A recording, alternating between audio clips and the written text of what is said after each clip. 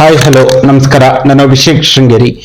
ಇವತ್ತಿನ ಈ ಒಂದು ವಿಶೇಷ ಸಂದರ್ಶನದಲ್ಲಿ ನಮ್ಮ ಜೊತೆ ಇವರು ಬೂತ್ ಮಟ್ಟದಿಂದ ಬೆಳೆದು ಬಂದು ಬೂತ್ನ ಜವಾಬ್ದಾರಿಯನ್ನು ಅತ್ಯಂತ ಯಶಸ್ವಿಯಾಗಿ ನಿರ್ವಹಿಸಿ ಬೂತಿನ ಅಧ್ಯಕ್ಷರಾಗಿಯೂ ಕೂಡ ಪಕ್ಷ ಸಂಘಟನೆಯನ್ನ ಮಾಡಿದಂತವ್ರು. ನಂತರದಲ್ಲಿ ಇವರಿಗೆ ಹಲವಾರು ಜವಾಬ್ದಾರಿ ಕೂಡ ಬರುತ್ತೆ. ಹಾಗೆ ಏನು ಒಂದು ಗ್ರಾಮ ಪಂಚಾಯಿತಿ ಬೈಂದೂರು ಗ್ರಾಮ ಪಂಚಾಯಿತಿಯಲ್ಲಿ ಮೊದಲ ಬಾರಿ ಚುನಾವಣೆಗೆ ಸ್ಪರ್ಧೆ ಮಾಡಿ ಸದಸ್ಯರು ಕೂಡ ಆಗ್ತಾರೆ. ನಂತರದಲ್ಲಿ ಪಕ್ಷ ಇವರನ್ನು ಗುರುತಿಸಿ ಬೈಂದೂರು ಬಿಜೆಪಿ ಮಂಡಲದ ಪ್ರಧಾನ ಕಾರ್ಯದರ್ಶಿ ಅನ್ನೋ ಜವಾಬ್ದಾರಿಯನ್ನು ಕೂಡ ನೀಡಿರುವಂತದ್ದು. ಜೊತೆಯಲ್ಲಿಯೇ ಗಂಟಿಧಾಮದ ಉಸ್ತುವಾರಿಯೂ ಆಗಿರುವಂತಹ ಶ್ರೀಯುತ ಗೋಪಾಲ್ ಪೂಜಾರಿ ವಸ್ರೆ ನಮ್ಮ ಜೊತೆ ಇದ್ದಾರೆ. ಸರ್, ಕಾರ್ಯಕ್ರಮಕ್ಕೆ ಅತ್ಯಂತ ಆತ್ಮೀಯ ಸ್ವಾಗತ. ಹೇಗಿದ್ದೀರಾ? ಆರಾಮಾಗಿ. ಮೊದಲನೇದಾಗಿ ಬೈಂದೂರು ಬಿಜೆಪಿ ಮಂಡಲದ ಪ್ರಧಾನ ಕಾರ್ಯದರ್ಶಿಗಳಾಗಿ ನಿಮ್ಮ ಒಂದು ಸಂಘಟನೆಯನ್ನು ಮಾಡ್ತಾ ಇರುವಂತದ್ದು. ಬೈಂದೂರು ಬಿಜೆಪಿ ಮಂಡಲದ ಪ್ರಧಾನ ಕಾರ್ಯದರ್ಶಿಯಾಗಿ ನಿಮ್ಮ ಒಂದು ಕಾರ್ಯಚಟುವಟಿಕೆ ಸಂಘಟನೆ ಯಾವ ರೀತಿಯಾಗಿ ನಡೀತಾ ಇದೆ? ಬೈಂದೂರು ಪ್ರಧಾನ ಕಾರ್ಯದರ್ಶಿಯಾಗಿ ಈಗ ಪಕ್ಷದಿಂದ ಜವಾಬ್ದಾರಿ, ನಮಗೆ ಪ್ರಧಾನ ಕಾರ್ಯದರ್ಶಿಯಾಗಿ ಜವಾಬ್ದಾರಿಯನ್ನು ಕೊಟ್ಟಿದ್ದಾರೆ. ಪಕ್ಷದಲ್ಲಿ ಹಿರಿಯರ ಮಾರ್ಗದರ್ಶನದಲ್ಲಿ ನಮಗೆ ಕೊಟ್ಟಂತ ಜವಾಬ್ದಾರಿಯನ್ನ ಶಾಸಕರ ಜೊತೆಗೂಡಿ ಪಕ್ಷ ಸಂಘಟನೆ ಮಾಡುವುದು ನಮ್ಮ ಮೂಲ ಉದ್ದೇಶ. ನೀವು ನಿರೀಕ್ಷೆ ಮಾಡಿದ್ರ ಬಿಜೆಪಿಯ ಒಂದು ತಾಲೂಕು ಮಟ್ಟದ ಒಂದು ಮಂಡಲದ ಜವಾಬ್ದಾರಿಯನ್ನ, ಕ್ಷೇತ್ರ ಮಟ್ಟದ ಒಂದು ಜವಾಬ್ದಾರಿಯನ್ನ ನಿಮಗೆ ಈ ಒಂದು ಪ್ರಧಾನ ಕಾರ್ಯದರ್ಶಿ ಮಹತ್ವದ ಹುದ್ದೆಯನ್ನು ಕೊಡುವ ಒಂದು ನಿರೀಕ್ಷೆ ಇತ್ತ ನಿಮಗೆ? ಇಲ್ಲ ಇಲ್ಲ ಇಲ್ಲ, ಅದ್ರ ಬಗ್ಗೆ ನಿರೀಕ್ಷೆ ಇಲ್ಲ. ಶಾಸಕರು ನಮ್ಮ ಕೆಲಸ ಗುರುತಿಸಿ ಕೊಟ್ಟಿದ್ದಾರೆ, ಒಂದು ಖುಷಿ ಇದೆ. ಅಂದ್ರೆ ಈಗ ಯಾರಿಗೆ ಒಬ್ಬರಿಗೆ ಒಂದು ಜವಾಬ್ದಾರಿಯನ್ನು ಕೊಡುವ ಸಂದರ್ಭದಲ್ಲಿ ಅವರ ಅರ್ಹತೆಗಳನ್ನ, ಅವರ ಕೆಲಸ ಕಾರ್ಯಗಳನ್ನ ನೋಡೇ ಕೊಡ್ತಾರೆ. ಹಾಗೆ ಆ ಗೋಪಾಲ್ ಪೂಜಾರಿ ಅವರಿಗೆ ಈ ಒಂದು ಮಹತ್ವದ ಜವಾಬ್ದಾರಿಯನ್ನು ಕೊಡಲು ಮುಖ್ಯ ಕಾರಣ ಏನು? ನಾವು ಅಂದ್ರೆ ಪಕ್ಷದಲ್ಲಿ ಈಗ ಬೂತ್ ಅಧ್ಯಕ್ಷ ಆದಾಗ ಸಂಘಟನೆ ಮಾಡುದು, ನಮ್ಮ ಗ್ರಾಮ ಪಂಚಾಯತ್ ವ್ಯವಸ್ಥೆಯಲ್ಲಿ ಸರ್ವಿಸ್ ಕೊಡುದು ಜನರಿಗೆ. ನಮ್ಮ ರಾಜಕೀಯ ಉದ್ದೇಶನೂ ಅಷ್ಟೇ, ನಾವು ರಾಜಕೀಯಕ್ಕೆ ಎಂಟ್ರಿ ಆಗಿರುವುದು ಅಷ್ಟೇ. ನಾವು ಜನರಿಗೆ ನಮಗೆ ಸಿಕ್ಕಿದ ಅವಕಾಶದಲ್ಲಿ ಒಂದು ಸರ್ವಿಸ್ ಕೊಡ್ಬೇಕು, ಯಾವ್ದು ಗ್ರಾಮ ಪಂಚಾಯತ್ ಮೆಂಬರ್ ಆದಾಗ ಒಂದು ಸರ್ವಿಸ್ ಕೊಡ್ಬೇಕು ಅನ್ನೋದು. ಹಾಗೆ ಹಲವಾರು ಚಟುವಟಿಕೆಗಳು ಮಾಡಿದ್ದು ಪಕ್ಷದಲ್ಲಿ ಗುರುತಿಸಿ ಕೊಟ್ಟಿರಬಹುದು ನನ್ನ ಅನಿಸಿಕೆ. ಅದು ಕೊಟ್ಟಿದ ನಂತರ ನಾವು ಗುರು ಹಿರಿಯರ ಒಂದು ಮಾರ್ಗದರ್ಶನದಲ್ಲಿ ಮುನ್ನಡೀತಾ ಇದ್ದೇವೆ. ನೀವೀಗ ಕೆಲ ತಿಂಗಳುಗಳ ಹಿಂದೆ ನೀವು ಪ್ರಧಾನ ಕಾರ್ಯದರ್ಶಿಯಾಗಿ ನಿಮ್ಮ ಜವಾಬ್ದಾರಿಯನ್ನು ವಹಿಸಿಕೊಂಡಿರುವಂತದ್ದು. ಪ್ರಧಾನ ಕಾರ್ಯದರ್ಶಿಯಾದ ದಿನದಿಂದ ಈ ದಿನದವರೆಗೆ ನಿಮ್ಮೊಂದು ಸಂಘಟನಾ ಕಾರ್ಯ ಯಾವ ರೀತಿಯಾಗಿ ನಡೀತಾ ಇದೆ? ಚೆನ್ನಾಗಿ ನಡೀತಾ ಇದೆ. ಕ್ಷೇತ್ರದ ಶಾಸಕರು ಸರ್ಕಾರ ಇಲ್ಲದೆ ಇದ್ರು ಕೂಡ ಒಂದು ಕ್ಷೇತ್ರದಲ್ಲಿ ಕೆಲಸ ಮಾಡುವಂತದ್ದು ಹಲವಾರು ಕಾರ್ಯಗಳನ್ನ ಮಾಡ್ತಾ ಇದ್ದಾರೆ. ಅವರಿಗೆ ಜೊತೆಯಾಗಿ ನಾವು ಹೋಗ್ತಾ ಇದ್ದೇವೆ.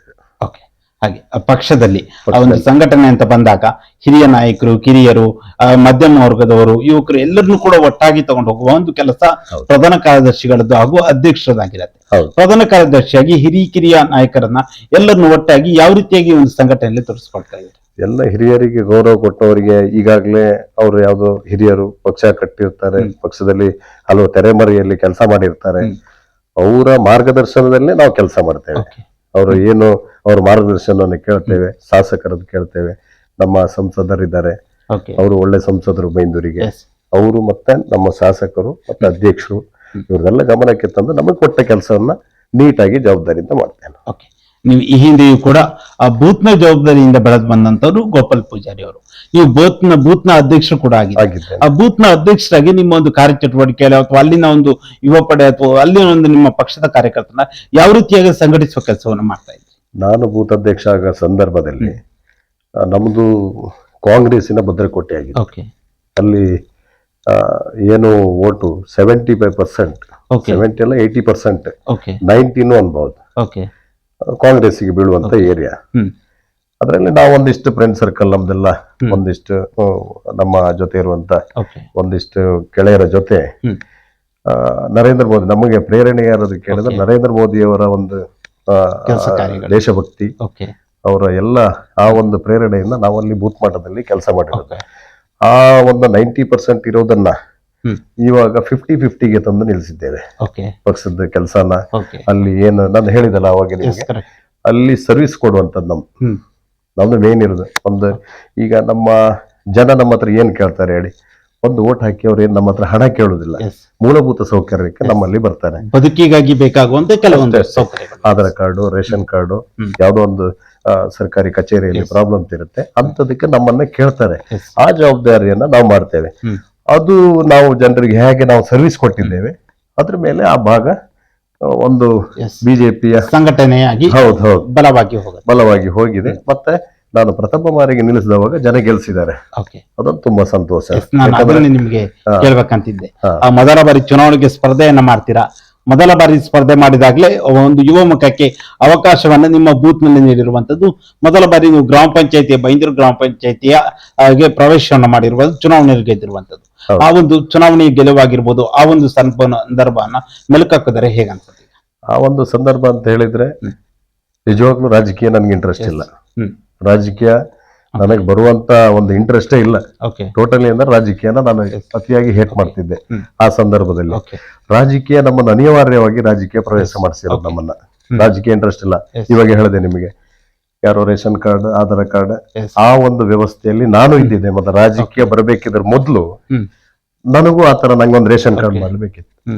ಅದಕ್ಕೆ ಒಂದಿಷ್ಟು ಆಗಲಿ ಮೊದಲು ಇದ್ದಂತ ರಾಜಕಾರಣಿಗಳಿಂದ ಕೆಲವರದೆಲ್ಲ ತೊಂದರೆ ಆಗಿದೆ.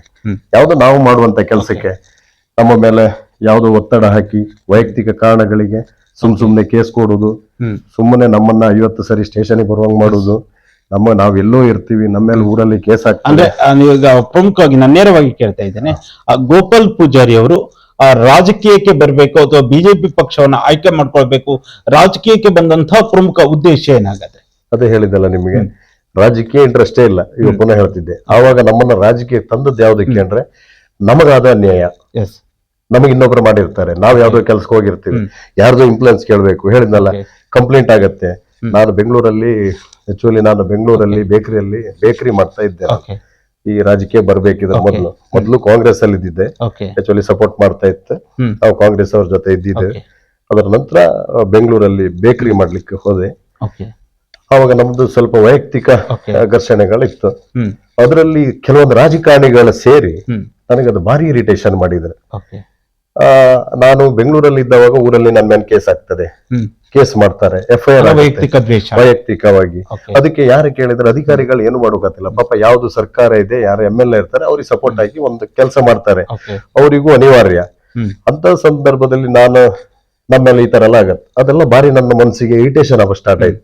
ಬೆಂಗಳೂರು ಬಿಟ್ಟೆ, ಸೀದಾ ಊರಿಗೆ ಬಂದೆ. ನನಗೆ ವೈಯಕ್ತಿಕ ಕೆಲಸ ಇರುತ್ತೆ ಗ್ರಾಮ ಪಂಚಾಯತ್ ಅಲ್ಲಿ. ಇವತ್ತು ನಾನು ಹೇಳ್ತೀನಿ, ನನಗೆ ರೇಷನ್ ಕಾರ್ಡ್ ಮಾಡ್ಕೊಳ್ಳಿಕ್ಕೆ ನಾನು ಭಾರಿ ಪಶ್ಚಾತ್ತಾಪ ಪಟ್ಟಿದ್ದೆ. ರೇಷನ್ ಕಾರ್ಡ್ ಕೊನೆಗೂ ನಾನು ಕೆಂಪು ಕಾರ್ಡ್ ಅಲ್ಲೇ ಉಳಿದಿದೆ. ಅದಕ್ಕೆ ಭಾರಿ ತೊಂದರೆ ಕೊಟ್ಟಿದ್ದಾರೆ.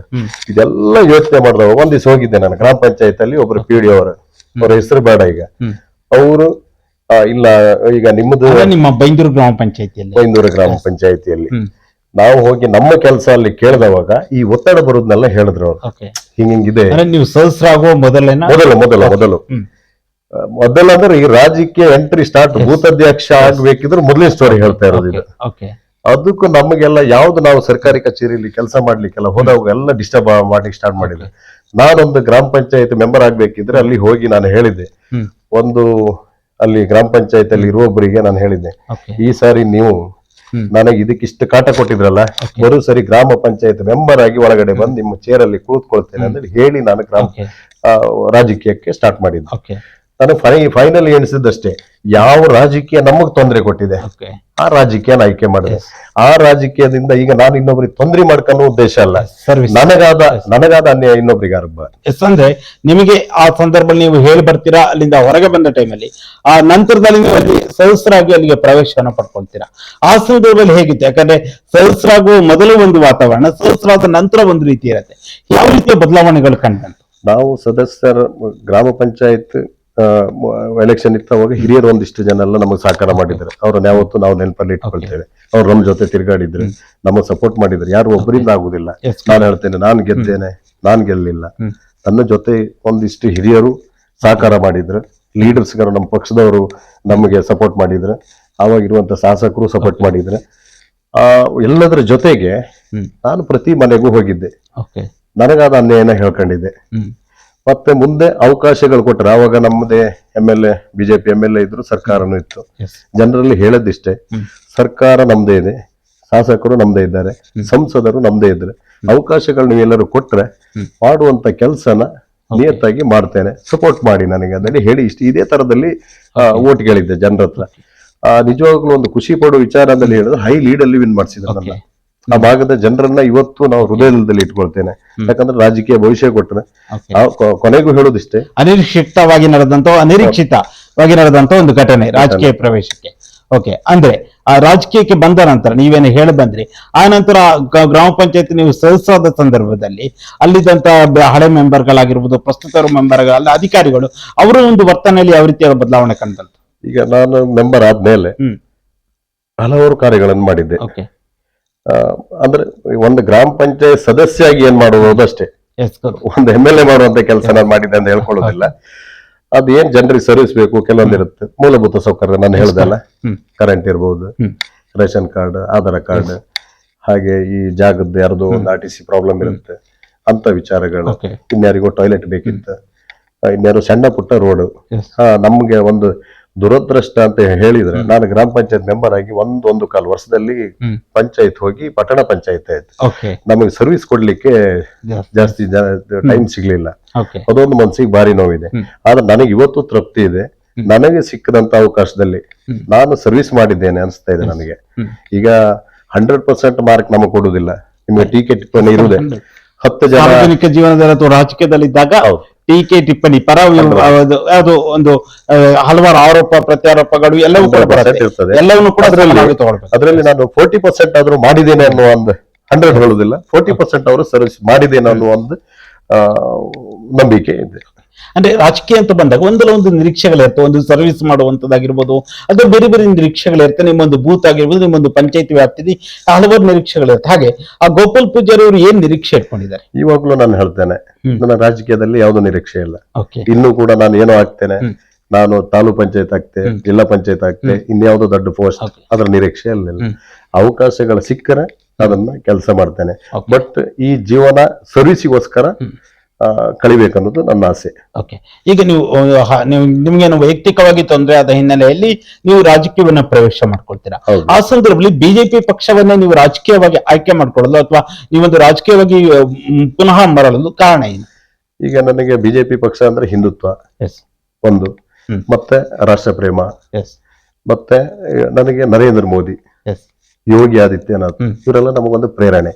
ನಾವು ಆಲ್ಮೋಸ್ಟ್ ಓದ್ತಿರೋದು ಭಗತ್ ಸಿಂಗ್, ನಮ್ಮ ಶಿವಾಜಿ ಮಹಾರಾಜರದ್ದು ಅವ್ರದೆಲ್ಲ ಸ್ಟೋರಿಗಳನ್ನ ನಾವು ಕೇಳ್ತೇವೆ.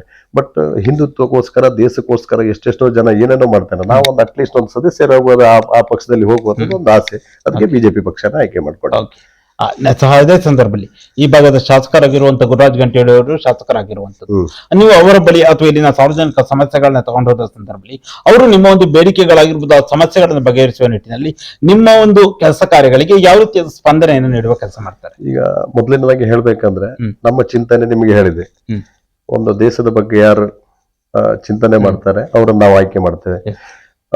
ಹಿಂದಿನ ಶಾಸಕರು ಹೋದ್ಮೇಲೆ ಮತ್ತೆ ಇವರು ಶಾಸಕರಾಗಿ ಬರ್ತಾರೆ.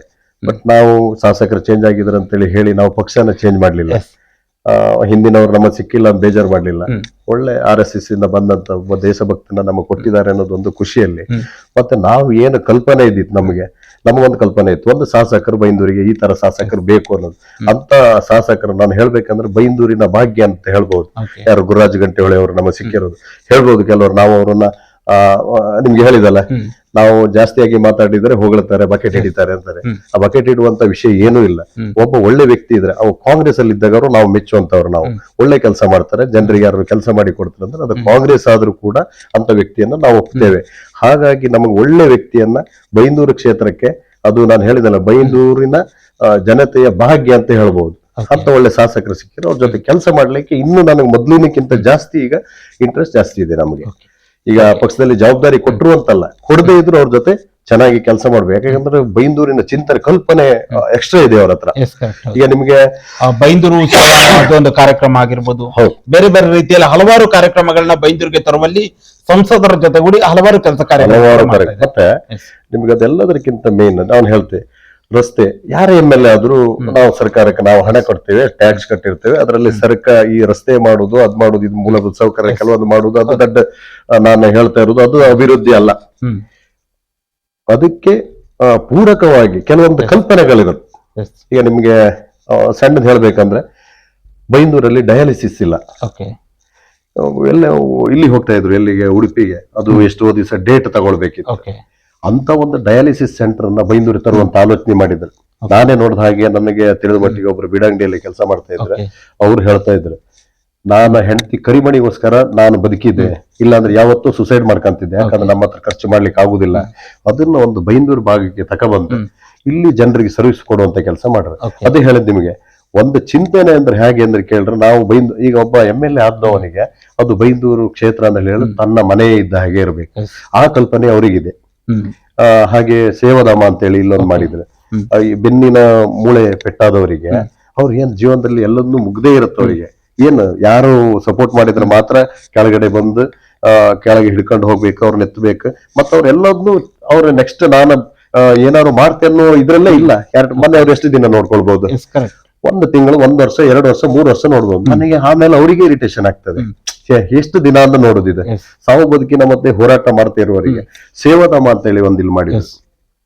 ಅದೇ ನಿಮ್ಗೆ ಹೇಳಿದ್ದು, ಆ ಕಲ್ಪನೆ ಇದೆ ಅಲ್ಲ. ಈಗ ನಾವು ಏನೋ ಒಂದು ಹೊಸದನ್ನ ತರಬೇಕು, ಜನರಿಗೆ ಸಪೋರ್ಟ್ ಆಗುವಂತದ್ದು ಯಾವ್ದೋ ಒಂದು ಮಾಡ್ಬೇಕನ್ನೋ ಒಂದು ಚಿಂತನೆ ಇಟ್ಟು ಆ ಸೇವಾಧಾಮ ಅಂತೇಳಿ ಹೇಳಿ ಇಲ್ಲಿ ಮಾಡಿ, ಈಗ ಬೆನ್ನುಹುರಿ ಇದಾದವರಿಗೆ ಟ್ರೀಟ್ಮೆಂಟ್ ಮಾಡೋದು ಈಗ ಇರುತ್ತೆ. ನಿಮ್ಗೆ ನಾವು ಸಡನ್ಲಿ ಈ ತರ ಇದ್ರೆ ಅದಕ್ಕೆ ಲೋಡ್ ಬೀಳುತ್ತೆ ಯಾವ್ದು ಸೊಂಟಕ್ಕೆ, ಅದ್ರ ಬಗ್ಗೆ ಟ್ರೈನಿಂಗ್ ಕೊಡ್ತಾರೆ. ಮತ್ತೆ ಆಲ್ಮೋಸ್ಟ್ ಈಗ ಒಂದು ಕೆಲವರೆಲ್ಲ ಕ್ಯೂರ್ ಆಗಿದ್ದಾರೆ.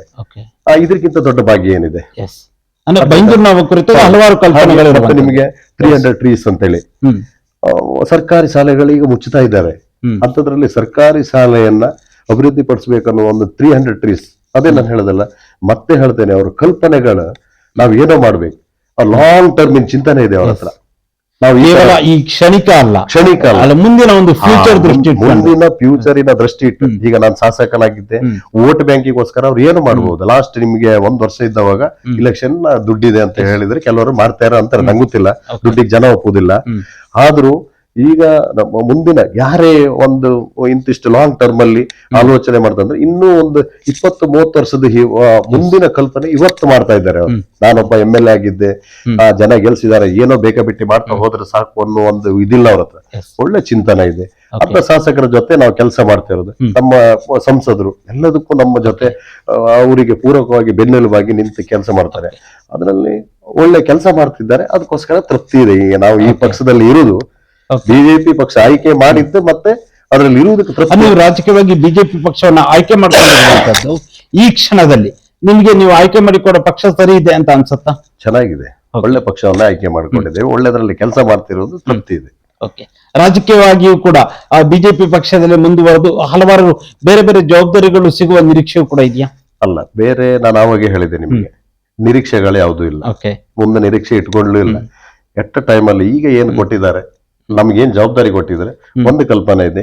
ನಮಗೆ ಸಿಕ್ಕದ ಅವಕಾಶದಲ್ಲಿ ನಾವು ಒಳ್ಳೆ ಕೆಲಸ ಮಾಡಿ ಇನ್ಯಾರು ನಮ್ಮ ಪ್ಲೇಸಿ ಬರ್ತಾರೆ, ಇನ್ನೊಬ್ಬರು ಪ್ರಧಾನ ಕಾರ್ಯದರ್ಶಿ ಯಾರು ಆಗ್ಬೋದು, ನೆಕ್ಸ್ಟ್ ಇನ್ಯಾರಿಗೂ ಕೊಡ್ತದೆ ಪಕ್ಷ. ಆವಾಗ ನಾವೊಂದು ನಮಗೆ ಕೊಟ್ಟ ಟೈಮಲ್ಲಿ ಒಳ್ಳೆ ಚೆನ್ನಾಗಿ ಕೆಲಸ ಮಾಡಿದ್ದೇವೆ ಅನ್ನೋದೊಂದು ಬಂದ್ರೆ ಅದಕ್ಕಿಂತ ಬೇರೆ ಸರ್ಟಿಫಿಕೇಟ್ ನಮ್ಗಿಲ್ಲ ಅಷ್ಟೇ. ಬೇರೆ ನಿರೀಕ್ಷೆ ಅಂತೂ ಯಾವುದೂ ಇಲ್ಲ. ನಾವೇನೋ ಮುಂದೆ ಏನೋ ಆಗ್ತೇವೆ, ನಿರೀಕ್ಷೆಗಳೇ ಇಲ್ಲ. ಇದ್ದ ಟೈಮಲ್ಲಿ ಕೆಲಸ ಮಾಡುದು. ನೆಕ್ಸ್ಟ್ ಯಾವ್ದು ಪಕ್ಷದಲ್ಲಿ ಯಾವುದೇ ಜವಾಬ್ದಾರಿ ಇಲ್ಲದೆ ಇದ್ರೂ ಕೂಡ ನಾನು ಕಾರ್ಯಕರ್ತನಾಗಿ ಈಗ ಏನು ಕೆಲಸ ಮಾಡ್ತಾ ಇದ್ದೆ ಜೋಸಲ್ಲಿ, ಅದೇ ಕೆಲಸನೇ ಮಾಡ್ತೇನೆ. ಓಕೆ, ಈಗ ಅದೇ ರೀತಿಯಲ್ಲಿ ನೀವು ಗಂಟಿಧಾಮ ಅನ್ನುವ ಒಂದು ಇದ್ರದ್ದು ಕೂಡ ಶಾಸಕರ ನೇತೃತ್ವ ನಡೆದ ಅದರ ಉಸ್ತುವಾರಿಗೆ ಅದರ ಸಂಪೂರ್ಣ ಜವಾಬ್ದಾರಿಯನ್ನು ಕೂಡ ನೋಡ್ಕೊಳ್ತಿರುವಂತದ್ದು. ಈ ಗಂಟಿಧಾಮದ ಪರಿಕಲ್ಪನೆ ಅಥವಾ ಕಲ್ಪನೆ ಬಂದಿದ್ದೆ ಯಾಕೆ, ಮತ್ತೆ ಅದರ ಮುಖ್ಯ ಉದ್ದೇಶ ಏನು? ಶಾಸಕರಿಗೆ ಮೊದಲಿಂದನೂ ಕೂಡ ಅವರಿಗೆ ಗೋವಿನ ಬಗ್ಗೆ ಕಾಳಜಿ, ಅವ್ರು ಹಲವಾರು ಗೋವುಗಳನ್ನೆಲ್ಲ ಸಾಕುವುದನ್ನೆಲ್ಲ ಮಾಡಿದ್ದಾರೆ.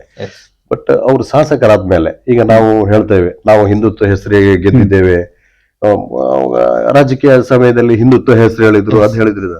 ನಾನು ಅವಾಗ್ಲೂ ನಿಮ್ಗೆ ಹೇಳಿದ್ದೆ, ಇವರಿಗೆ ಒಂದು ಚಿಂತನೆ ಇದೆ, ಖಾಲಿ ಹೆಸರು ಹೇಳಿ ಗೆಲ್ಲುವುದಲ್ಲ, ನಾವು ಅದನ್ನ ಮಾಡ್ಬೇಕು. ಈ ಗಂಟಿಧಾಮ ಅಂತ ಹೇಳಿದ್ರೆ ಅವರಿಗೆ ಮೊದ್ಲಿಂದನೂ ಮಾಡ್ಬೇಕನ್ನೋದೊಂದು ಚಿಂತನೆ ಅವ್ರು ಶಾಸಕರಾಗ್ಬೇಕಿದ್ರು ಮೊದ್ಲು ಇತ್ತು. ಈಗ ಅದಕ್ಕೆ ಪೂರಕವಾಗಿ ಅವರಿಗೆ ಒಂದು ವ್ಯವಸ್ಥೆ ಸಿಕ್ಕಿದೆ, ಮಾಡ್ಲಿಕ್ಕೆ ಅನುಕೂಲ ಆಗಿದೆ. ಅದು ಮಾಡ್ತಾ ಇರೋದು ಅವರ ಸ್ವಂತ ಜಾಗದಲ್ಲಿ. ಸರ್ಕಾರದ ಯಾವುದೇ ಅನುದಾನಗಳನ್ನ ಸರ್ಕಾರದಿಂದ ತಗೊಂಡದ್ದಲ್ಲ, ಇವರು ಸ್ವಂತ ಜಾಗದಲ್ಲಿ ಮಾಡ್ತಾ ಇರೋದು.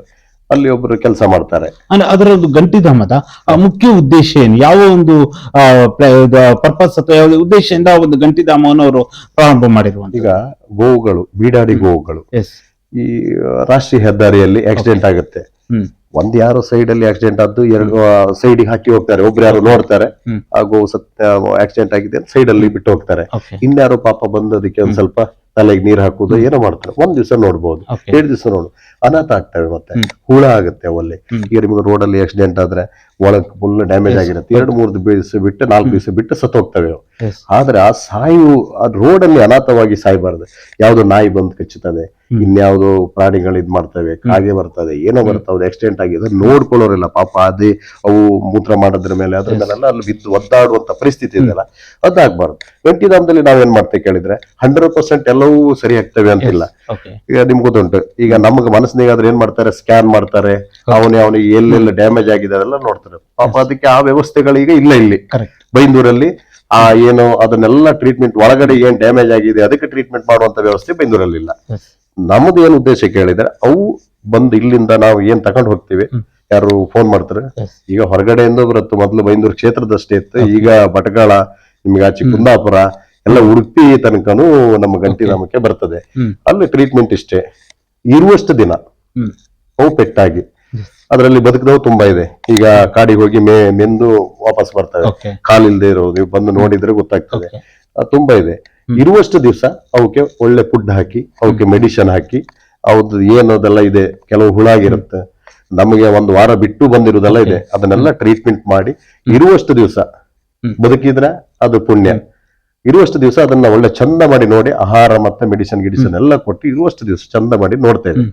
ಅದು ಅವ್ರ ಕಲ್ಪನೆ ಹೇಗೆ ಕೇಳಿದ್ರೆ, ಗೋವುಗಳೆಲ್ಲೂ ಈ ಬೀಡಾಡಿ ಗೋವುಗಳು ಅನಾಥ ಆಗ್ಬಾರದು ಅನ್ನೋದು ಒಂದು ಉದ್ದೇಶದಲ್ಲಿ ಗಂಟಿ ಹೊಳೆಯ ಗಂಟಿಧಾಮ ಅಂತೇಳಿ ಮಾಡಿದ್ವಿ.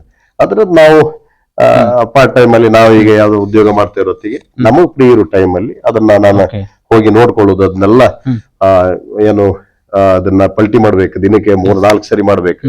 ಈಗ ಮನಸ್ಸಿನಿಗಾದ್ರೆ ಹೇಳ್ಬೋದು, ಈ ಕಾಲು ಇದೇ ತರ ಇಟ್ಕೋ ಅಂತೇಳಿ. ಗೋವುಗಳಿಗೆ ಹಾಗೆ ಹೇಳೋಕಾತಿಲ್ಲ, 1-1 ತಾಸಿಗೆ 2-2 ತಾಸಿಗೆ ಅವಕ್ಕೆ ಅವಾಗಿ ಪಲ್ಟಿ ಮಾಡೋಕಾತಿಲ್ಲ. ಅದನ್ನೆಲ್ಲ ಉಲ್ಟಾ ಮನ್ಸಿ 10 ಸರಿ ಕೆಲಸ ಮಾಡ್ಬೇಕಾಗತ್ತೆ. ಅಂದ್ರೆ ಸೊಂಟ ಮುರಿದು ಹೋಗಿರುತ್ತಲ್ಲ, ಅದನ್ನೆಲ್ಲ ಕೆಲಸನ ನಾನ್ ಮಾಡ್ತೆ. ನಾವು ಮಾಡ್ತಾ ಇರೋದು ಫ್ರೀ ಆಗಿ ಅವ್ರ ಜೊತೆಗೆ ಸೇವೆ.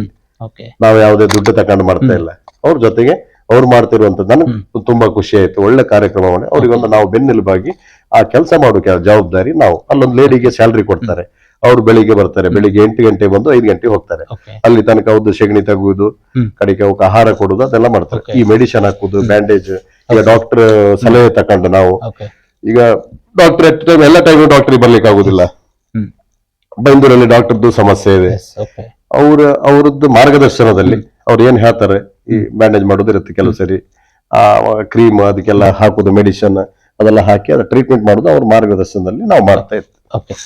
ನೀವು ಹಿಂದೆ ಹೇಳಿದ್ರಿ ರಾಜಕೀಯಕ್ಕೆ ಬಂದ ಉದ್ದೇಶವನ್ನ ಹೇಳಿದ್ರಿ. ನೀವು ಹೇಳಿದ್ರಿ ರಾಜಕೀಯಕ್ಕೆ ಬರೀ ಯಾವ ಒಂದು ಅನಿವಾರ್ಯ ಸಂದರ್ಭ ಸೃಷ್ಟಿ ಆಯ್ತು ಅನ್ನೋ ಹೇಳಿದ್ರಿ. ರಾಜಕೀಯಕ್ಕೆ ನೀವು ಬಂದ ಉದ್ದೇಶ ಈಗ ಸಂಪೂರ್ಣವಾಗಿ ಈಡೇರಿದೆ ಅಂತ ಅನ್ಸುತ್ತಾ ನಿಮ್ಗೆ? ಒಂದು 25% ತೃಪ್ತಿ ಇದೆ, 100% ಆಗಿಲ್ಲ. ಇನ್ನು ನಮಗೆ ಕೆಲವೊಂದು ಕನಸುಗಳಿದೆ. ಏನಂತ ಹೇಳಿದ್ರೆ ಫೈನಲಿ ನಿಮ್ಗೆ ಹೇಳಿದಲ್ಲ, ನಮ್ಮ ಉದ್ದೇಶ ಇಷ್ಟೇ, ನಮಗಾದ ಅನ್ಯಾಯ. ಈಗ ಜನರಿಗೆ ಕೆಲವರಿಗೆ ಏನೋ ಪಾಪ ಅವ್ರಿಗೆ ಒಂದು ರೇಷನ್ ಕಾರ್ಡ್ ಮಾಡ್ಕೊಳ್ಳಿಕ್ಕೆ 10 ಬದಿ ಅಲಿತಾರೆ. ಅಂತ ಸಮಸ್ಯೆಗಳು ಇದ್ರೆ ಅದಕ್ಕೆ ಈಗಳು ಅದು ಅಲ್ಲಿ ಕೆಲವೊಂದು ದೊಡ್ಡ ಲೀಡರ್ಸ್ ಸಮಸ್ಯೆ ಬರುವುದು, ಯಾವುದೋ ಒಂದು ಕೆಲಸ ಮಾಡ್ಲಿಕ್ಕೆ. ಬಟ್ ಅದು ಯಾವುದೇ ಬಂದಾಗರು ಅದಕ್ಕೆ ನೇರವಾಗಿ ನಾವು ಯಾರಿಗೆ ಅನ್ಯಾಯ ಆಗಿದೆ ಅವ್ರ ಜೊತೆ ಹೋಗಿ ನಿಲ್ತೇವೆ. ಅದು ಇನ್ನೂ ಮಾಡ್ಲಿಕ್ಕೆ ಇನ್ನೂ ಇದೆ. ಅದು ನಾ ಹೇಳಿದ್ನಲ್ಲ, ಅದರಲ್ಲಿ 25% ಅಷ್ಟೇ ನಮಗೆ ತೃಪ್ತಿ ಸಿಕ್ಕಿರೋದು, ಇನ್ನೂ ಇದೆ ಮಾಡ್ಲಿಕ್ಕಿದೆ. ಅದಕ್ಕೆ ಒಳ್ಳೆ ಶಾಸಕರು ಸಿಕ್ಕಿದ್ರೆ ಜೊತೆಯಾಗಿ ಕೆಲಸ ಮಾಡ್ತಾ ಮುಂದೆ ಹೋಗುದು. ಈಗ ಬೈಂದೂರು ಬಿಜೆಪಿ ಕೂಡ ಒಂದು ರೀತಿಯ ಕೆಲವೊಂದು ತಿಂಗಳ ಹಿಂದೆ ಒಂದು ಗೊಂದಲ ಸೃಷ್ಟಿಯಾಗಿತ್ತು. ನಂತರದಲ್ಲಿ ಆ ಗೊಂದಲವನ್ನು ಬಗೆಹರಿಸುವ ಕೆಲಸ ಕೂಡ ಈಗ ನಿರಂತರವಾಗಿ ನಡೀತಾ ಇರುವಂತದ್ದು. ಬೈಂದೂರು ಬಿಜೆಪಿ ಮಂಡಲದಲ್ಲಿ ಸೃಷ್ಟಿಯಾಗಿದ್ದಂತಹ ಗೊಂದಲಗಳಾಗಿರ್ಬೋದು, ಕೆಲವೊಂದು ಏನು ಇದಾಗಿತ್ತು, ಪಕ್ಷದಲ್ಲಿ ಉಂಟಾದಂತ ಕೆಲವೊಂದು ಸಮಸ್ಯೆಗಳು ಎಲ್ಲವೂ ಸಂಪೂರ್ಣವಾಗಿ ಬಗೆಹರಿದಿದೆ ಅಂತ ಅನ್ಸುತ್ತೆ ಈಗ. ಈಗ ರಾಜಕೀಯ ಅಂದ್ರ ಮೇಲೆ ನಿಮ್ಗೆ ಗೊತ್ತಿರುವುದಂತದೆ, ಅಲ್ಲಿ ಗೊಂದಲಗಳಿರುವುದೇ. ಒಂದ್ ಸ್ವಲ್ಪ ದಿವಸ ಆಗುತ್ತೆ, ಸ್ವಲ್ಪ ದಿವಸ ಹೋಗುತ್ತೆ, ಮತ್ತೆ ಸರಿ ಆಗುತ್ತೆ. ಮತ್ತೆ ಹಿರಿಯವರು ಇದ್ದಾರೆ, ಅದಕ್ಕೆಲ್ಲ ಯಾರು ಶಾಸಕರಿದ್ರು, ನಮ್ಮ ಸಂಸದರಿದ್ರು, ಅಧ್ಯಕ್ಷರಿದ್ರು, ಆ ವ್ಯವಸ್ಥೆಯಲ್ಲಿ ಅದೆಲ್ಲ ಅದು ಏನಾಗ್ಬೇಕು. ಈಗ ಒಳ್ಳೆ ರೀತಿಯಲ್ಲಿ ಪಕ್ಷ ಒಳ್ಳೆ ಗಟ್ಟಿಯಾಗಿ ಬೆಳೀತಾ ಇದೆ, ಅದಕ್ಕೇನು ಸಮಸ್ಯೆ ಇಲ್ಲ. ಯಾಕಂದ್ರೆ ಬಿಜೆಪಿ ಅಂದ್ರೆ ಹಾಗೆ, ಅದು ಅಲ್ಲಿ ಪ್ರತಿಯೊಬ್ಬ ಕಾರ್ಯಕರ್ತನು ಕೆಲಸ ಮಾಡ್ತಾ ಇರ್ತಾರೆ. ಈಗ ನಾನ್ ಹೇಳುದು, ನಾನೊಬ್ಬ ಗ್ರಾಮ ಪಂಚಾಯತ್ ಸದಸ್ಯ, ಕಾರ್ಯಕರ್ತರ ಪಕ್ಷ. ಹೌದು, ಈಗ ನಾನ್ ಎಣಿಸೋದು, ನಾನೊಬ್ಬ ಗ್ರಾಮ ಪಂಚಾಯತ್ ಸದಸ್ಯ, ನನ್ನಿದ್ರಲ್ಲೇ ಅಲ್ಲೆಲ್ಲ ನಡೀತದೆ ಅನ್ನೋದು ನನ್ನ ಭ್ರಮೆ. ನಾನ್ ಹೇಳೋದು ಪ್ರತಿಯೊಬ್ಬರು ನನ್ನನ್ನು ಸೇರಿ ನಾವು ಭ್ರಮೆಯಲ್ಲಿ ಹೋಗ್ಬಾರ್ದು. ಆ ಪಕ್ಷದ ಮೇಲೆ ಗೌರವ ಎಷ್ಟೋ ಜನರಿಗೆ ಮೂಲೆಯಲ್ಲಿ ಎಲ್ಲೂ ಯಾರಿಗೂ ಕಾಣಿಸದೆ ಆ ಪಕ್ಷಕ್ಕೋಸ್ಕರ ಕೆಲಸ ಮಾಡ್ತಾ ಇರ್ತಾರೆ, ಅವರಿಂದ ಪಕ್ಷ ಆಗಿರೋದು. ನಮಗೆ ಅವಕಾಶಗಳು ಸಿಕ್ಕಿದ್ರೆ ನಾವು ಗ್ರಾಮ ಪಂಚಾಯತ್ ಸದಸ್ಯರಾಗಿದ್ದೇವೆ. ಹಾಗಾಗಿ ಪಕ್ಷ ಯಾವತ್ತು ಬೈಂದೂರಲ್ಲಿ ಹೆಮ್ಮರವಾಗಿ ಬೆಳೀತದೆ. ಇನ್ನು ಅದು ಹೇಳಿದಲ್ಲ, ಕಾಂಗ್ರೆಸ್ ಬೈಂದೂರಲ್ಲಿ ಕನಸಿನ ಮಾತು. ಇನ್ನು ಯಾವಾಗ್ಲೂ ಬಿಜೆಪಿ ಶಾಶ್ವತವಾಗಿ ಬಿಜೆಪಿ ಇರ್ತದೆ. ಬಿಜೆಪಿ ಪಕ್ಷ ಅಷ್ಟು ಗಟ್ಟಿ ಇದೆ. ಅದೇ ರೀತಿಯಲ್ಲಿ ಗೋಪಾಲ್ ಪೂಜಾರಿ ಅವರೇ, ಈಗ ಸಂಘಟನೆ ಅಂತ ಬಂದು ನಿರಂತರವಾಗಿ ನಡೀತಿರುವಂತ ಒಂದು ಬಿಜೆಪಿ ಪಕ್ಷ ಅಂತ ಬಂದಾಗ ಪ್ರತಿಯೊಂದು ಚುನಾವಣೆಯೂ ಕೂಡ ಸಂಘಟನೆ ಪ್ರಮುಖವಾದ ಪಾತ್ರವನ್ನು ವಹಿಸುತ್ತೆ. ಹಾಗೆ ಮುಂದೆಯೂ ಕೂಡ ಸತತವಾಗಿ ಚುನಾವಣೆಗಳಿರುವಂತದ್ದು, ಅದು ಸ್ಥಳೀಯ ಸಂಸ್ಥೆಗಳ ಚುನಾವಣೆ ಇರುವಂತದ್ದು, ಅದು ಗ್ರಾಮ ಪಂಚಾಯತಿ ಆಗಿರ್ಬೋದು, ಪಟ್ಟಣ ಪಂಚಾಯತಿ ಆಗಿರ್ಬೋದು, ಜಿಲ್ಲಾ ಪಂಚಾಯತ್, ತಾಲೂಕ್ ಪಂಚಾಯತ್ ಎಲ್ಲವೂ ಅವಧಿ ಕೂಡ ಸಂಪೂರ್ಣವಾಗಿ ಮುಗಿದಿರುವಂತದ್ದು. ಈ ಸ್ಥಳೀಯ ಸಂಸ್ಥೆಗಳ ಚುನಾವಣೆ ಇನ್ನೊಂದು 5-6 ತಿಂಗಳಲ್ಲಿ ನಡೆಯುತ್ತೆ. ಈ ಒಂದು ಚುನಾವಣೆಗಳಿಗೆ ಯಾವ ರೀತಿಯಾದ ಸಂಘಟನೆಯನ್ನು ಬಿಜೆಪಿ ಬೈಂದೂರು ಮಂಡಲದಲ್ಲಿ ಮಾಡಲಾಗ್ತಾ ಇದೆ? ಈಗ ಸಂಘಟನೆ ಅಂದ್ರೆ ನಿಮಗೆ ಹೇಳಿದಲ್ಲ, ಹಿರಿಯರು ತುಂಬಾ ಜನ ಇದ್ದಾರೆ. ಪಕ್ಷ ಇವತ್ತು ಪಕ್ಷದಲ್ಲಿ ಹಿರಿಯರು ತುಂಬಾ ಜನ ಮಾರ್ಗದರ್ಶನ ಮಾಡೋರಿದ್ದಾರೆ. ಅವರೆಲ್ಲ ಆಯಾಯ ಭಾಗದಲ್ಲಿ ಅವರ ಕೆಲಸಗಳನ್ನ ನೀಟಾಗಿ ಮಾಡ್ತಾರೆ. ಅದಕ್ಕಾಗಿ ಯಾವುದೇ ಸಮಸ್ಯೆಗಳು ಬರುವುದಿಲ್ಲ. ಈಗ ನಮ್ಮದು ಪಕ್ಷದಲ್ಲಿ ಒಂದು ಜವಾಬ್ದಾರಿ, ಪ್ರಧಾನ ಕಾರ್ಯದರ್ಶಿ ಅಂತೇಳಿ ಏನು ಇಲೆಕ್ಷನ್ ಅಂತ ಬಂದವಾಗ ಅಲ್ಲಲ್ಲಿ ಹಿರಿಯರಿದ್ದಾರೆ.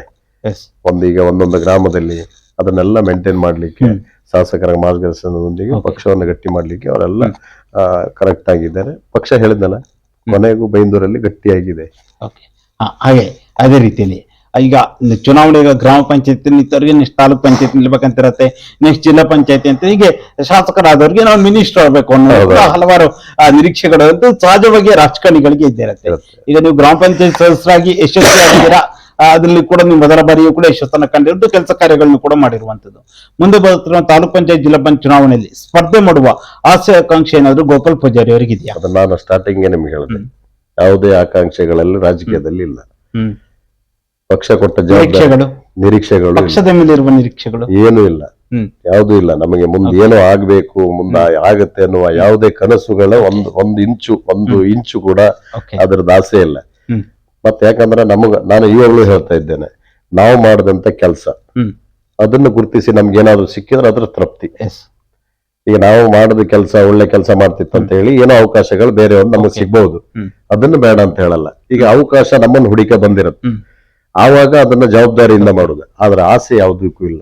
ನಾನು ತಾಲೂಕ್ ಪಂಚಾಯತ್, ಜಿಲ್ಲಾ ಪಂಚಾಯತ್ ಇನ್ಯಾವ್ದು ಆಗ್ಬೇಕು, ಯಾವ್ದು ಕನಸುಗಳು ಒಂದ್ ಇಂಚು ಇಲ್ಲ. ಕೆಲಸ ಮಾಡೋದಷ್ಟೇ, ಒಂದ್ ತೃಪ್ತಿ ಇದೆ. ಹೇಳಿದಲ್ಲ ನಿಮಗೆ, ಮನಸ್ಸನ್ನ ಜೀವನ ದೇವ್ರ ಸೃಷ್ಟಿಯಲ್ಲಿ ನಮಗೊಂದು ಮನಸ್ಸಿನ ಜೀವನ ಅಂತ ಕೊಟ್ಟಿದ್ರೆ ಅದರಷ್ಟು ಶ್ರೇಷ್ಠ ಜನ್ಮ ಇನ್ನೊಂದಿಲ್ಲ. ಈಗ ನಾವು ಪ್ರತಿಯೊಬ್ಬರು, ನಾನು ನನ್ನ ಮಕ್ಕಳು, ನನ್ನ ಸಂಸಾರ ಅಂತ ಮಾಡ್ತಾ ಹೋದ್ರೆ ಅದರಲ್ಲಿ ಏನು ಎಕ್ಸ್ಟ್ರಾ ಏನು ಕಾಣಿಸಿಲ್ಲ ನಮಗೆ. ಈಗ ನಮ್ಗೆ ಅದರ ಜೊತೆಗೆ ಸಮಾಜಕ್ಕೆ ನಾವು ಏನೋ ಒಂದು ನಮ್ಮ ಒಂದು ಸಾಸಿವೆ ಎಷ್ಟಾರು ಸಮಾಜಕ್ಕೆ ನಮ್ದು ಏನಾದ್ರು ಇರ್ಬೇಕನ್ನೋದು ಒಂದು ಲಾಸ್ಟ್ ಫೈನಲಿ ರಾಜಕೀಯದಲ್ಲಿ ಆಸೆ ಇದು ಒಂದೇ. ಸಮಾಜಕ್ಕೆ ಏನಾದ್ರು ಆಗ್ಬೇಕು, ನಾವು ಹೆಲ್ಪ್ ಆಗ್ಬೇಕು ಅನ್ನೋದು ಅಷ್ಟೇ. ಅದಕ್ಕೆ ದೇವರೊಂದು ಅವಕಾಶ ಮಾಡಿ ಕೊಟ್ಟಿದ್ದ, ಇವಾಗ್ಲೂ ಮಾಡಿ ಕೊಟ್ಟಿದ್ದಾರೆ ದೇವರು. ಅದರಲ್ಲಿ ನಾವು ಮಾಡ್ತಾ ಹೋಗ್ತಾ ಇದ್ದೇವೆ ಒಂದು ಹಂತದಲ್ಲಿ. ಅಂದ್ರೆ ನಿಮ್ಮ ಒಂದು ಬೂತ್ ಮಟ್ಟದಿಂದ ಹಿಡಿದು ಗ್ರಾಮ ಪಂಚಾಯತ್ ಸದಸ್ಯರಾಗಿ ಪ್ರಧಾನ ಕಾರ್ಯದರ್ಶಿ ಆಗಿರುವಂತದ್ದು, ತಾಲೂಕಿನ ಜವಾಬ್ದಾರಿಯನ್ನು ಕೂಡ ನಿರ್ವಹಿಸುತ್ತಿರುವಂತದ್ದು. ನೀವು ರಾಜಕೀಯಕ್ಕೆ ಬಂದು ಹಂತ ಹಂತವಾಗಿ ಮೇಲ್ಸ್ತರಕ್ಕೆ ಬರ್ತಾ ಇದ್ದೀರಾ. ರಾಜಕೀಯಕ್ಕೆ ಬಂದಿದ್ದು ವೈಯಕ್ತಿಕವಾಗಿ ನಿಮ್ಗೆ ತೃಪ್ತಿ ಇದೆಯಾ ಈ ಸಂದರ್ಭಕ್ಕೆ? ಈ ಸಂದರ್ಭದಲ್ಲಿ ರಾಜಕೀಯದಲ್ಲಿ ತೃಪ್ತಿ ಇದೆ. ಓಕೆ. ನಿರೀಕ್ಷೆ ಇಲ್ಲ. ಯಾವ್ದು ನಿರೀಕ್ಷೆ ಆಸೆ ಎರಡೂ ಇಲ್ಲ. ತೃಪ್ತಿ ಇದೆ ಅಂತ ಹೇಳಿದ್ರೆ ನಾನು ಹೇಳಿದಲ್ಲ ಮೊದಲೇ ನಿಮಗೆ, ನಮಗಾದ ಅನ್ಯಾಯಕ್ಕೆ ಅದು ಇನ್ನೊಬ್ಬರಿಗೆ ವೈಯಕ್ತಿಕವಾಗಿ ರಾಜಕೀಯನ ದುರುಪಯೋಗ ಪಡಿಸ್ಕೊಂಡು ಒಬ್ಬೊಬ್ಬರಿಗೆ ವೈಯಕ್ತಿಕವಾಗಿ ಅವರಿಗೆ ತೊಂದರೆ. ನೇರವಾಗಿ ಹೇಳೋದಂದ್ರೆ ರಾಜಕಾರಣಿಗಳಿಂದ ಗೋಪಾಲ್ ಪೂಜಾರಿ ಅವರಿಗೆ ರಾಜಕೀಯಕ್ಕೆ ಬರುವ ಮೊದಲು ತುಂಬಾ ಅನ್ಯಾಯ ಆಗಿದೆ. ಅದು ನಮ್ಮನ್ನ ರಾಜಕೀಯ, ಅದರ ಪ್ರತಿರೂಪ ರಾಜಕೀಯ ಅಷ್ಟೇ. ಅದರಲ್ಲಿ ಈಗ ನಿಮಗೆ ಯಶಸ್ಸು ಹಂತ ಹಂತವಾಗಿ ಸಿಗ್ತಾ ಇರುವಂತದ್ದು ಎಷ್ಟು ಖುಷಿ ಇದೆ ಅಲ್ಲ? ಖುಷಿ ಇದೆ. ಯಾಕಂತ ಹೇಳಿದ್ರೆ ನಮ್ಮ ಆಲೋಚನೆ ಇತ್ತು, ಒಂದು ರಾಜಕೀಯದಲ್ಲಿ ನಮ್ಗೆ ಅನ್ಯಾಯ ಮಾಡಿದ್ರಲ್ಲ, ಅದೇ ರಾಜಕೀಯದಲ್ಲಿ ಗ್ರಾಮ ಪಂಚಾಯತ್ ಸದಸ್ಯನಾಗಿದ್ದೆ, ಅದು ಖುಷಿ ಇತ್ತು ನನಗೆ. ಅಂದ್ರೆ ರಾಜಕಾರಣಿಗಳಿಂದ ಅನ್ಯಾಯ ಆಗಿದ್ದಕ್ಕೆ ರಾಜಕೀಯಕ್ಕೆ ಬಂದು ಅವರಿಗೆ ಉತ್ತರ ಕೊಟ್ಟಿದ್ದೇನೆ ಅಂತ ಅನ್ಸತ್ತಾ? ತೃಪ್ತಿ ಇದೆ. ತೃಪ್ತಿ ಇದೆ, ಅದು ತೃಪ್ತಿ ಇದೆ. ನಾವು ಕೊಡ್ತಾ ಇದ್ದೇವೆ ಅನ್ನೋದು ತೃಪ್ತಿ ಇದೆ. ಕೊಟ್ಟಿದ್ದೀರಾ, ಈಗಲೂ ಕೊಡ್ತಾ ಇದ್ದೇವೆ, ಮುಂದೆ ಕೊಡ್ತೇವೆ, ಅದು ತೃಪ್ತಿ ಇದೆ. ಅದಕ್ಕೆ ನಮ್ಗೆ ಆಸೆ, ಕೊನೆ ಆಸೆ ಏನಕ್ಕೆ ಕೇಳಿದ್ರೆ ರಾಜಕೀಯದಲ್ಲಿ ಆಸೆ ಇದೆ ಒಂದೇ, ಬೇರೆ ಯಾವ್ದು ಆಸೆ. ಕೊಟ್ಟಿದ್ದೀರಾ, ಕೊಡ್ತಾ ಇದ್ದೀರಾ, ಕೊಡ್ತೇವೆ ಅಷ್ಟೇ. ಯಾರು ಅನ್ಯಾಯ ಮಾಡಬಾರ್ದು. ನಾನು ಹೇಳ್ತೇನೆ, ರಾಜಕೀಯ ನಾನು ಹೇಳ್ತಾ ಇರೋದು ನನ್ನ ಅನಿಸಿಕೆ, ನಮಗೊಂದು ಜನ ಒಂದು ಅವಕಾಶವನ್ನು ಕೊಟ್ಟಿರ್ತಾರೆ, ಅದರಲ್ಲಿ ನಾವು 90% ಪರ್ಫೆಕ್ಟ್ ಅಂತ ಹೇಳದೇ ಇದ್ರು ಪರವಾಗಿಲ್ಲ. ನಾನು ಹೇಳ್ತಾ ಇರೋದು ಒಂದು 10% ಅವ್ರು ಇರ್ಬೇಕಂತ ಹೇಳುದು. ಜನರಿಗೆ ಇರ್ಬೇಕು, ಜನಸೇವೆ ಮಾಡ್ಬೇಕು. ನಾನು ನನ್ನ ಒಂದು ಇದೇನು ಹೇಳಿದ್ರಿ ಕೇಳ್ರ, ನಮ್ಮ ಹತ್ರ ಉಪಕಾರ ಮಾಡ್ಲಿಕ್ಕೆ ಆದ್ರೂ ಆಗದೆ ಇದ್ರು ಬೇಜಾರಿಲ್ಲ, ಇನ್ನೊಬ್ರಿಗೆ ಉಪದ್ರ ಕೊಡ್ಬಾರ್ದು. ಆ ರಾಜಕೀಯ ನಮಗೆ ಕೊಟ್ಟ ನಾ ಪವರ್ ಇದೆ ಅಂತ ಹೇಳಿ ನಾವು ರಾಜಕೀಯದಲ್ಲಿ ನಮ್ಮ ಪವರ್ ಇದೆ, ನಮಗೆ MLA ಪರಿಚಯ ಇದೆ, ಸಂಸದರ ಪರಿಚಯ ಇದೆ ಹಾಗಂತ ಹೇಳಿ ಅದನ್ನ ಮಿಸ್ಯೂಸ್ ಮಾಡಿ ಇನ್ಯಾರಿಗೂ ಅನ್ಯಾಯ ಮಾಡುದು, ಅದನ್ನ ನಾವು ಒಪ್ಪುದಿಲ್ಲ. ನಾವು ಮಾಡುದಿಲ್ಲ, ಇನ್ನೊಬ್ಬರಿಗೆ ಮಾಡೋಕ್ಕೂ ಬಿಡುದಿಲ್ಲ.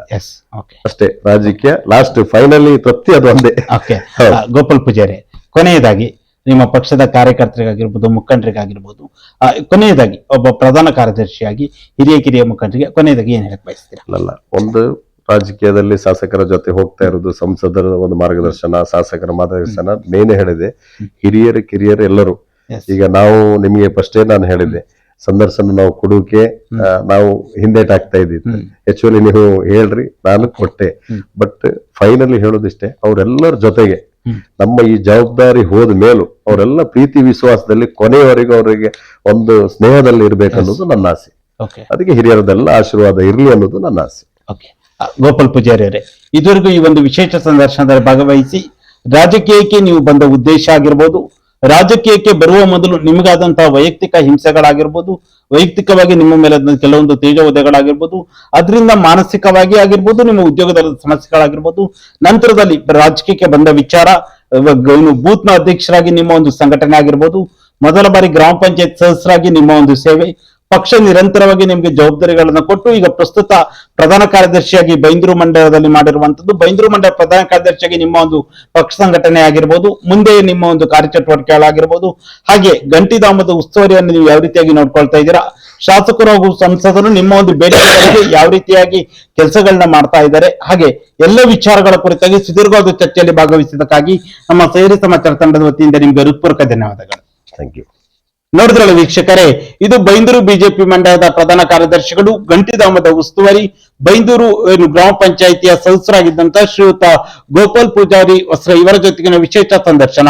ಮುಂದಿನ ವಾರ ಇನ್ನೊಬ್ಬ ವಿಶೇಷ ಅತಿಥಿಯ ಜೊತೆ ಮುಂದೆ ಬರುತ್ತೇನೆ. ನಮಸ್ಕಾರ.